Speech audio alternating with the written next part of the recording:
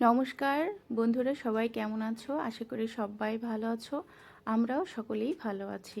আজকে নতুন একটা ভিডিও শুরু করলাম। সকালে আমার মেয়ে খুব বায়না করছিল, মা আমি কটবেল মাখা খাবো। তো সকালে তো অত সকালে টক জাতীয় খাবার খাওয়ানো হয় না।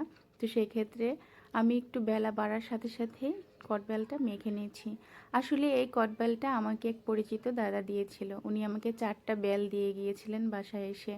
আমি আমার পাশের রুমের ভাবিকে 2টা দিয়েছিলাম আর আমি 2টা রেখেছিলাম, কিন্তু সময়ের স্বল্পতার কারণে আর খাওয়াই হচ্ছিল না, ফ্রিজে রেখেছিলাম। তো কয়েকদিন ধরে মেয়েটা বলছিল, মা আমাকে কটবেল মেখে দাও। তো আসলে হচ্ছিল না, এদিকে সেদিকে ছোটাছুটি করতে করতে আর এদিকে আর খেয়ালই ছিল না। আজকে মেয়ে লিখতেছিল, আমি ওর পাশে বসেই কটবেল মাখা করতেছিলাম। তো আজকে কটবেল মাখার জন্য দিচ্ছি এখানে শুকনো লঙ্কা ভাজা, একটু স্বাদ মতো লবণ, আর দিয়ে দিচ্ছি টেস্টের জন্য একটু চিনি, একটু সর্ষের তেল আর ধনেপাতা দিয়ে আজকে কটবেলটা মাখতেছি।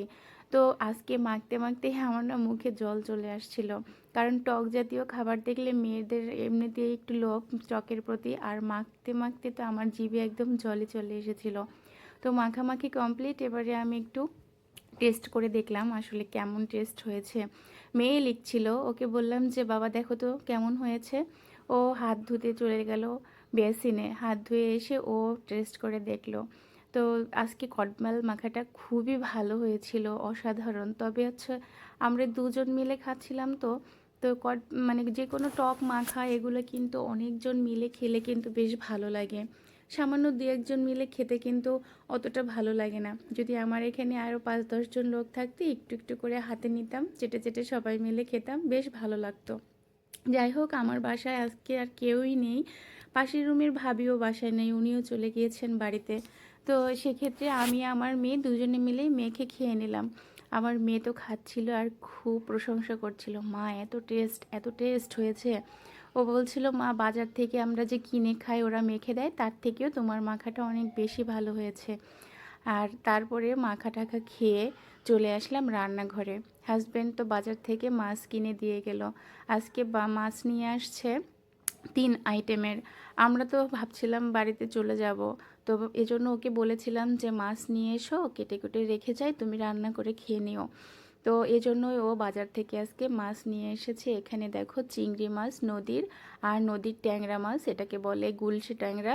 আমরা বলি গুলশে ট্যাংরা, তোমরা কি নামে জানো আমাকে অবশ্যই জানিও। এটা নদীরই হয়, চাষিও হয়, তবে আজকে চাষিটা আনেনি, নদীরটাই নিয়ে এসেছে। আর এখানে এনেছে ঢেলা মাছ, এটাও নদীর একটা মাছ। এই মাছটা একটু কাটা বেশি, তবে খেতে কিন্তু বেশ দারুণ লাগে। আমার তো খুবই পছন্দ। আমার আমার বরের, আমার মেয়ে একটু কম পছন্দ করে, কারণ একটু কাটা বেশি এজন্য। তারপরেও খায় না সেটা না, খায়, ও খুবই ভালো করে বেছে টুকটুক করে খেয়ে নেয়। তো আজকের মাছগুলো আমি এখন কেটে নিব। এখানে বেশ কিছুই মাছ আছে, আমরা যতদিন থাকবো না বাসায় ও একার জন্য বেশ হয়ে যাবে। আর চিংড়ি মাছগুলো এনেছে নিরামিষ, ওই যে সবজি, শীতকালীন এখন যে বিভিন্ন রকমের সবজি পাওয়া যায়, ওগুলো রান্না খাওয়ার জন্য চিংড়ি মাছগুলো নিয়ে এসেছে। একদম নিরামিষ রান্না করলে অতটা ভালো লাগে না, তাই একটু চিংড়ি মাছ দিয়ে সবজি রান্না করলে বেশ ভালো লাগে। এখন আমি মাছগুলো কেটে নেব। আর আজকের এই মাছগুলো কেমন হয়েছে বন্ধুরা, তোমরা কিন্তু কমেন্ট করে জানিও। আর এই মাছগুলো খেতেও কিন্তু ভীষণ ভালো লাগে। ট্যাংরা মাছ কাটতে একটু কষ্ট, কারণ 3টে কাটা থাকে, এছাড়া আর কোনো ঝামেলা নেই, আঁশ টাশ ফেলতে হয় না। আর ট্যাংরা মাছ কিন্তু আমি এভাবেই কাটি, আমার ছোটোবেলা থেকে মায়ের কাছ থেকে এভাবে দেখতাম যে আমার মা এভাবে কাটতো মাছ। আর আমার মা মাছ কাটতে না ভীষণ ওস্তাদ, একটু সময়ের মধ্যে অনেক মাছ কেটে ফেলে। মায়ের সাথে অবশ্য আমি মাছ কেটে কখনোই পারিনি, তবে এখন আমি মাছ কাটতে পারি, সব ধরনের বড় ছোট সব মাছ কাটতে শিখে গেছি। এখন সংসার করতে করতে অনেক কাজই শিখে গেছি, না পারা না জানা কাজগুলো দেখতে শুনতে করতে এখন অনেকটা পটু হয়ে গিয়েছি। তো মাছগুলো ঝটপট করে কেটে নিচ্ছি। আর এই মাছের উপরে থাকবে আজকের রেসিপি। আজকে কি করব না করব তোমাদের মাছগুলো কাটা শেষ করি, তারপরে রান্নাঘরে গিয়ে দেখাবো যে আজকে মাছ দিয়ে কি করব। আর বাসায় আজকে মেহমান আসার কথা। আসলে হঠাৎ করে আমার ছোট সেজো বোন ফোন দিয়েছিল যে দিদি তোদের বাসায় আসবো। তাই আমি ভাবলাম আমার বোনও ওই ট্যাংরা মাছ খেতে খুব ভালোবাসে, তাই আজকে ট্যাংরা মাছের ঝোল করব। তো মাছগুলো ভালো করে না লবণ দিয়ে ভালো করে কষলে কষলে ধুয়ে নিচ্ছি, কারণ এই মাছে না একটু লালা থাকে বেশি, যে কারণে মাছগুলো ভালো করে ধুয়ে নিতে হয়। আমি গরম জল দিয়ে 3বার করে ধুয়ে তারপরে লবণ দিয়ে কষলে ধুয়ে নিয়েছি।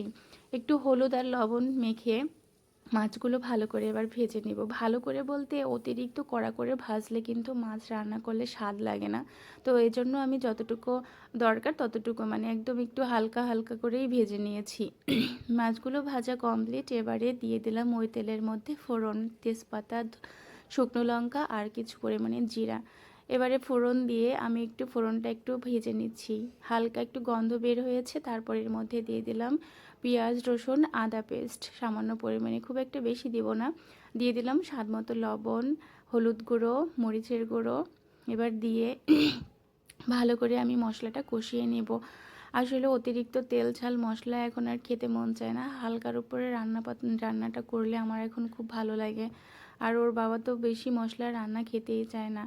তো যাই হোক, আজকে আলু দিয়ে ট্যাংরা মাছের ঝোল করব। যদি বেগুন থাকতো না আরও ভালো হতো, কারণ বেগুন দিয়ে ট্যাংরা মাছ ঝোল করলে অনেক স্বাদ লাগে। আর শীতের সময় তো মানে একটা অসাধারণ একটা ফ্লেভার আসে ট্যাংরা মাছ বেগুন আলুর তরকারির থেকে। আমার বোন এটা খেতে খুব পছন্দ করে, কিন্তু ভাগ্য খারাপ, আজকে বাজার থেকেও আনতে বলতে মনে নাই, বেগুন আর বাসায়ও ছিল না। তো মশলাগুলো আর আলুটা কষিয়ে এর মধ্যে আমি পরিমাণ মতো ঝোল দিয়ে দিলাম। এবারে কিছুক্ষণ ঢাকনা দিয়ে ঢেকে এবারে আলুগুলো সিদ্ধ করে নিয়েছি। সিদ্ধ করে নিয়ে এবারে আমি মাছগুলো দিয়ে একটু ধনেপাতা দিয়ে দিলাম আর একটু গরম মশলা ছিটিয়ে রান্না কিন্তু আমার কমপ্লিট। বন্ধুরা, আজকে রান্না বান্না সকল ভিডিওটা তোমার কেমন লাগলো অবশ্যই কমেন্ট করে জানিও। ভালো লাগলে লাইক কমেন্ট করো, সাবস্ক্রাইব করে সাথে থেকো, পাশে থেকো। সবাই ভালো থেকো।